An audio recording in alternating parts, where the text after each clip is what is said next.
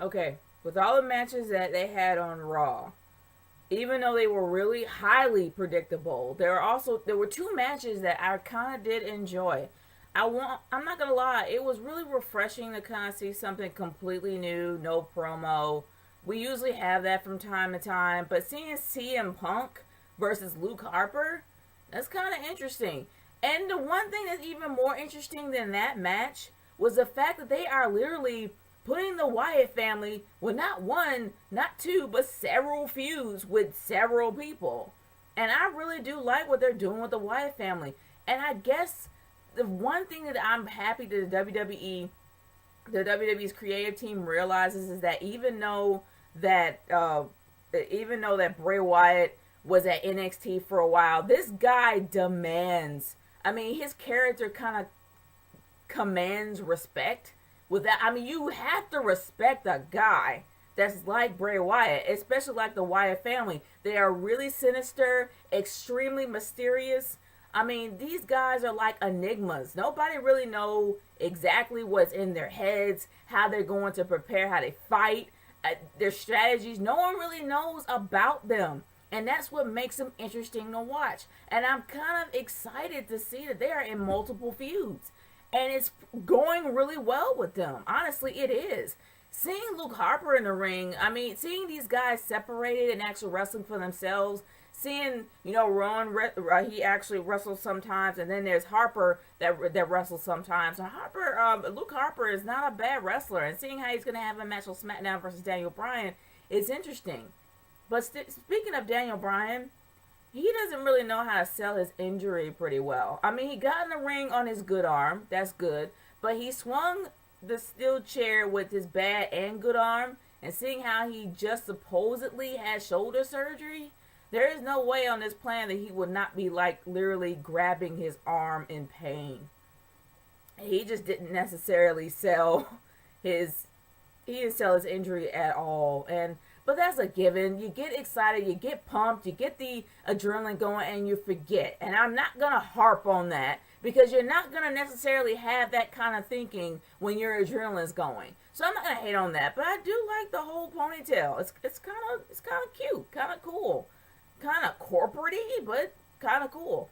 But my second favorite match of the night was John Cena and the Rose Brothers versus, well, let's just say it's the champs versus the chumps match. That's how I personally see it. You got Damian Sandow, who cashed in his money in the bank horribly the week prior. The week before, I guess, if I said that right. But when he cashed his money in the bank the week before and just completely lost cleanly, and then yeah, you got the real Americans who are doing their best to try to remain relevant on the show with their really dumb anti-immigrant gimmick that is completely one-sided, that they are adamant and just pushing on our faces, like pushing it right into our faces that we don't like immigrants, but we have one on our team.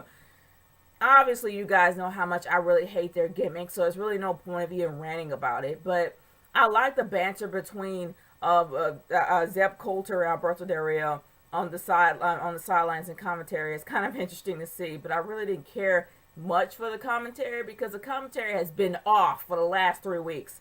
Like, seriously, they have not been focused on the match at all. They've been so focused on Twitter and pop culture, and half the time, their references were not only irrelevant, they were wrong.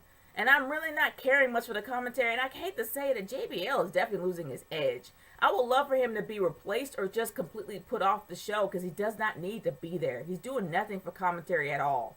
So, honestly, I didn't care much for commentary for the last 3 weeks. But it's just to the point where they're really starting to bug me with their ridiculous references that are always wrong. And I don't know what's going on with King. King's either quiet or he's saying stuff that's completely butt backwards. So I'm just like, oh, whatever. But let's talk about the match. I liked the match. The match was very exciting, very enjoyable, and extremely entertaining to watch. And as much as people will harp on the fact that these guys are with Susan B. Komen, still doing the pink ropes and everything, and excuse my voice from cracking, it's allergy season. Well, just for me, that is. But anyway, even though they're still doing the whole Susan G. Komen thing, I really do think that that's great that they continue to do it for the probably for another week, just to try to push more, to get more money for charity for Tsunji Komen, because it is a great cause. It really is, especially for those that suffer from breast cancer, or had or no longer suffer from it, but are survivors, or people who have lost their loved ones, that has lost their loved ones to breast cancer. And yes, men can get breast cancer too. It's not just a chick disease for those that think it is. Men can get it too, and it's a really great cause. And I really am very highly respect. I really respect the WWE for doing that. Like, seriously, and I really do respect John Cena for trying to promote it, because that's a great cause to promote. So people that hate on the pink, ropes, think about the cause that they're doing, and think about how great they are actually, how many awesome things that they're doing with this money to help women who are suffering from cancer. And not only women, but men too, who suffer from breast cancer. So I think it's a great cause. Way to go, WWE, for extending it at least 2 more weeks. And I hope you go through it throughout. And they're doing it through the whole month of November, which I think is very honorable. But moving on from there. Honestly, there are a few things that I really just did not agree with at all. Number one, you're promoting Total Divas. You had, you had Natalya, and it's great to see Tyson Kidd. It was awesome to see Tyson Kidd pairing up with his wife while they were in the ring with the Fandangos. As many times as JBL calls her Mrs. Fandango, she's Mrs. Frickin' Fandango. So I'm gonna call her Mrs. Frickin' Fandango. And it's nice to see her out there, Summer Rae out there actually in the ring a lot more. It's nice to see her having mixed tag matches, because she's really good. I've actually seen her in NXT, and she's really good at what she does. And it's nice for her to be promoted more on Raw and NXT as well. She's going to probably make the whole transfer to Raw soon, whenever that may be. But also, it was really nice to see Tyson Kidd. I haven't seen him in a while, and it's nice that he didn't really reinvent himself into something else. I'm kind of happy that he just stayed who he was. But he's pretty good. He still got it. But the 3-on-3 Divas match was just something that didn't quite sit well with me. Okay, I love Eva Marie, because she's gonna be an awesome heel. We need more really good female heels, and she's gonna go heel soon. And I understand why you had AJ Lee, she's the champ, but I would have rather seen like the Funkadactyls versus another face. It would have been, sure, an all-face match, but at least it would have done something to promote Total Divas. Total Divas is going to be on the air again on Sunday. You want to promote your show by having the chicks that are on the show on the show. And I know that you couldn't have Natalya pulling double duty, but you would at least have somebody else right next to the Funkadactyls just to have a regular random match. Because or at least have JoJo by their side. I mean, for crying out loud, I haven't seen the Funkadactyls on the air in 3 weeks, except for them standing on the stage watching a dumb match. Come on, have all your chicks out there, have all your divas out there. You're trying to promote Total Divas. You want to have all Total Divas out there, right? But that's just me. But this pales in comparison to the final main event of the night. Now, this is the one thing, there's 2 things that bug me, but let's just I'll give you an idea of what happened for those that didn't necessarily watch all of Raw. I will say this. The entire night, they pretty much showed everything that Stephanie and Triple H did against the Big Show, pretty much showing in lawyer speak, like defamation of character and slander. Everything that they ever did, they outlined it and showed exactly what they did. They had all that kind of video evidence stacked up against them. And how the board somehow didn't want anything ugly, so they wanted to invite the Big Show to come back to kind of square everything off in the ring. Not in private, in the ring. Sure, I'll let that go. But the one thing that I could not let go was how they completely set up the Survivor Series match. It's supposed to be Survivor Series, and he demanded a championship match. Sure. He got his job back. Sure. That easily. It's Survivor Series, man. You could have done anything with this match. There could have been so many angles that they could have done with this match. my goodness, okay, if you have Randy Orton to be the face of WWE, why don't you have a huge stipulation on his back that is so heavy that it makes him crack? That's all I have to say about that. Instead of instantly giving the Big Show his job back, why don't you do what you did to Cody? Have him fight for his job. Be like, look, okay, fine. If I win, then the lawsuit is dropped. I get my job back. And you two have to leave me alone. If you lose, you still gonna have to leave me alone. But Triple H, your job is on the line.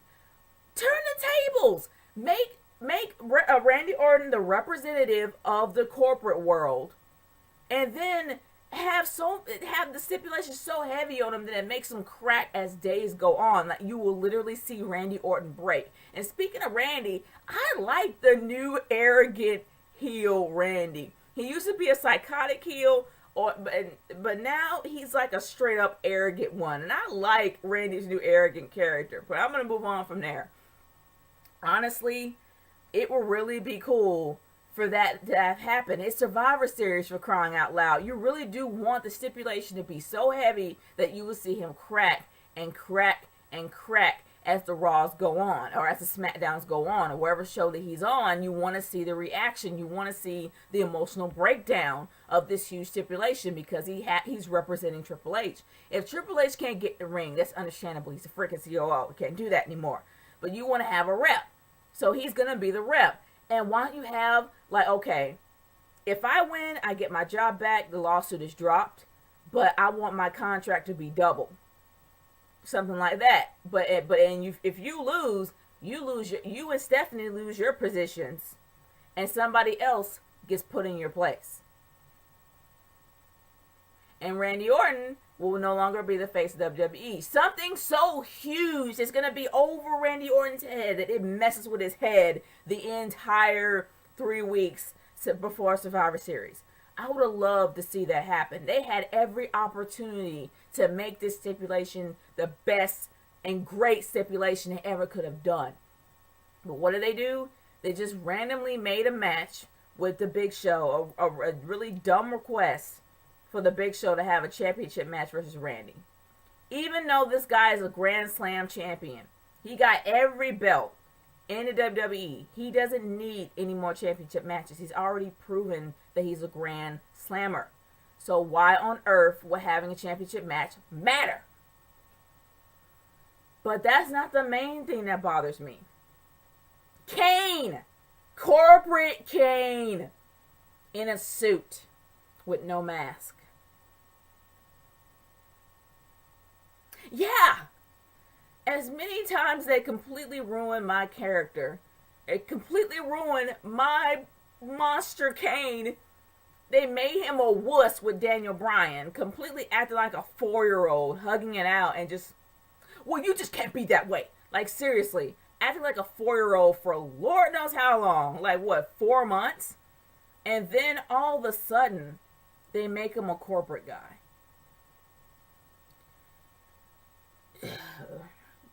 I don't know where they're going to go with this, but good grief, really? Really, this is the best you can do? Anyway, guys, the overall thoughts of the show is that those 2 matches that I mentioned before were really great matches and highly entertaining.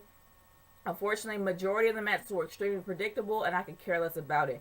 I can care less about Paul Heyman and him crying on the phone. I can care less about Ryback. I can care less about any of the matches that Curtis Axel was in. But those 2 matches were the matches that stood out a lot for me. And the Total Divas were not being promoted well, in my opinion, because you didn't have all the Total Divas on the show in a match together, or at least having a way to where the way that that not only Natalya was in it, and not only were the Bellas were in it, or even Marie, you would have showcased JoJo and the Funkadactyl, since your show is going to be back on the air on Sunday. And the way that it ended didn't necessarily sit well with me, because it doesn't set the Survivor Series match up well at all. Number one, everybody was looking forward to seeing Triple H back in the ring, because that's the main feud with him and Triple H. To get your comeuppance, you want to have a comeuppance match. But anyway, guys, that's pretty much it for me. I want to hear what your thoughts are about Raw. Leave your comments in the comment section below and send a video response.